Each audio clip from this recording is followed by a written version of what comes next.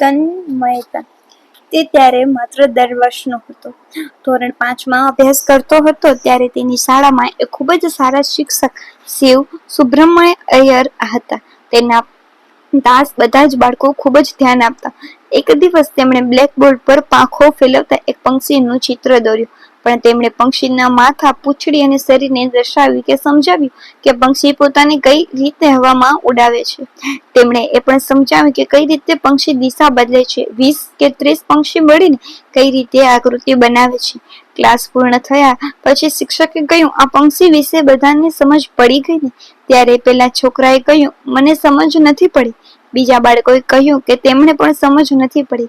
શિક્ષકે ત્યારે તેમની ઉપર ગુસ્સો કરવાને બદલે કહ્યું કે આપણે બધા સાંજે સમુદ્ર કિનારે જઈશું. સાંજે તે બધાને સમુદ્ર કિનારે લઈ ગયા. બધા જ બાળકોએ આનંદથી લહેરાતી સમુદ્રની લહેરો જોઈ, સાથે 20-30 પક્ષીઓને સુંદર આકૃતિમાં ઉડતા જોયા. ત્યારે શિક્ષકે તેમને પક્ષી કેવી રીતે ઉડે છે તે સમજાવ્યું. તે સાંભળી બધા જ આશ્ચર્યચકિત થઈ ગયા. આ બધું જ બધા 15 મિનિટમાં સારી રીતે સમજી ગયા. જ્યારે તેમને પ્રાયોગિક રીતે સમજાવવામાં આવ્યું ત્યારે તેમને પક્ષીની ગતિ વિશે સંપૂર્ણ સમજ પડી ગઈ. મને સમજ નથી પડ્યું એવું કહેનારો છોકરો હતો ડોક્ટર એપીજે અબ્દુલ કલામ. આ ઘટના અંગે તેમણે કહ્યું હતું કે મારા માટે આ ઘટના માત્ર પક્ષીની ઉડાન સમજવા માટે નહોતી. પક્ષીઓની ઉડાન મારી અંદર આવી ગઈ હતી.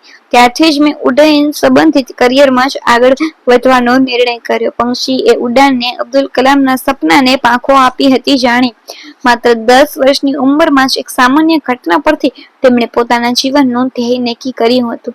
શીખતી વખતે કેવી તન્મયતા હશે!